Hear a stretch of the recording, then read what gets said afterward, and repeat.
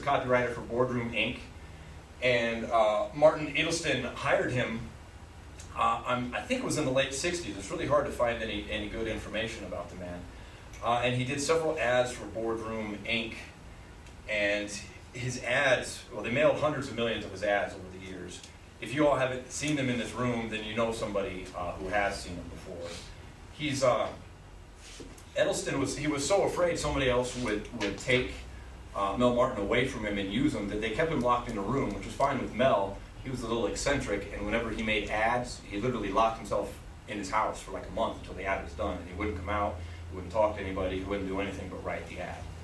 So Mel, he did two things really well. One was bullet points, which he did them so well on advertisements, they quit calling what he did bullet points, and they called them fascinations, because he literally got people fascinated with this little blurb of copy. A famous one he did was what never to eat on an airplane. That was a part of a large ad selling a book filled with lots of different remedies and information. Does anybody know the answer? What never to eat on an airplane? It's food. Yeah, literally it's food. Because you're in the air, you're up high, the pressure messes with your stomach. You always wind up with a stomach ache. So, but poor Mel, he poured through like 400 pages of a book to find that one little thing, and then he used it as a bullet point or a fascination, and they wound up selling thousands of books with that headline. Well, what we're going to look at today, which ties back into what Mike talked about, which is headlines. He uses headlines as a way to just reach out to his prospects, almost like he's a beacon or a lighthouse, and just pull them into him.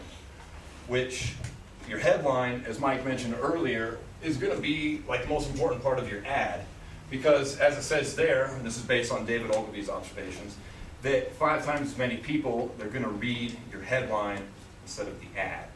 So if you don't get your headline of your advertisement right, you're wasted a ton of money because nobody's reading it. So we need to identify, when you're writing a headline, who your prospects are and the major benefit.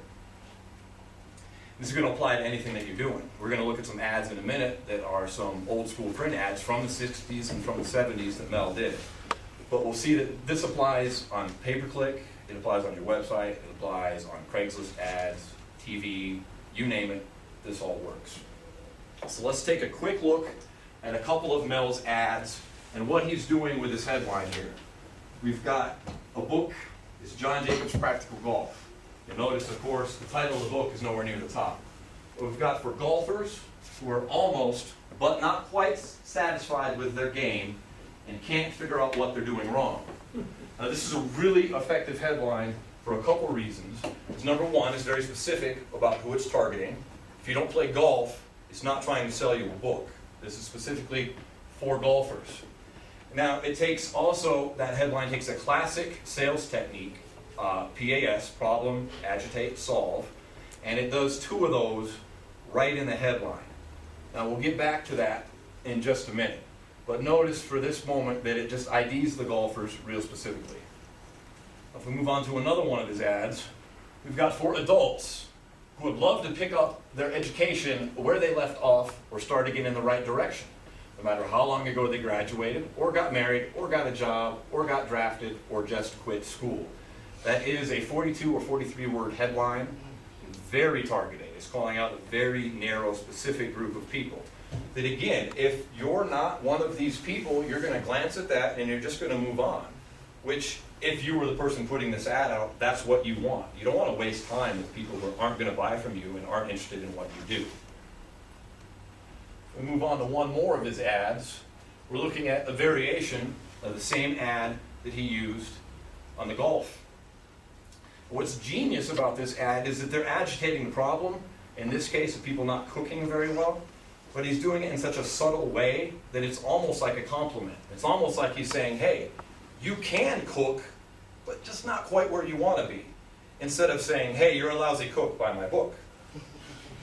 So that's a really good technique.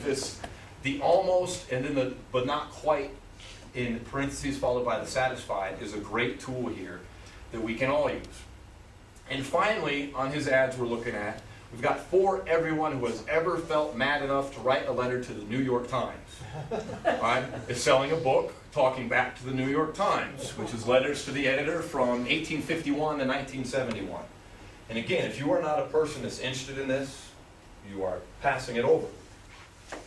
So some of you might say, so what? So why do we have these ads? We'll go ahead and pass out some of these if you want to get that side. I put these full-size ads together for you all, so that you can take it home and you can look at them because they're formulaic. And when you're advertising your business, there's no need to go reinventing the wheel.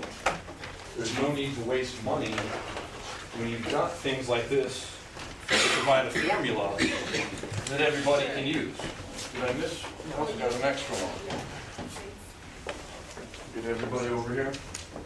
So like Mike was mentioning earlier, Glazer Kennedy, they call it swipe and deploy. You call it adapt and modify. But the basic idea is you find a proven winning formulaic advertisement and see how you can copy it into your business. So here's a couple examples of people doing this today.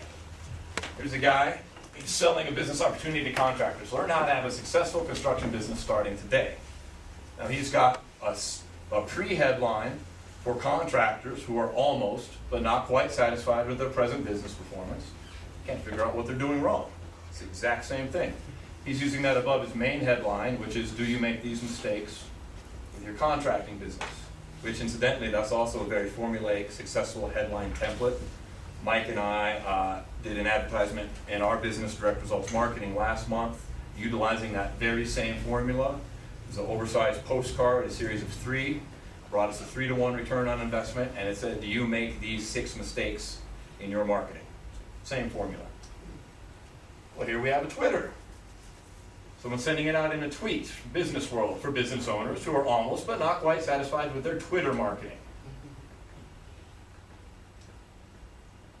Now, to show this works in any business, I don't think it gets more strange than this business personally. They made a slight modification, slight adaptation, breaking news for people who are almost but not quite satisfied with their candle making skill. I happen to think this has some really good copy following it here as well. It says, are you sick and tired of struggling? You feel frustrated and in the pit of your stomach, you know you can be making candles, but you just can't figure out what skill is missing or what you're doing wrong. What if you could be making candles from the comfort of your home today? This is candle making. Okay, but listen how exciting they make that. Now they're using something that a contractor has used. They're using something that marketers have used and something that was from the 1960s. Before you go forward.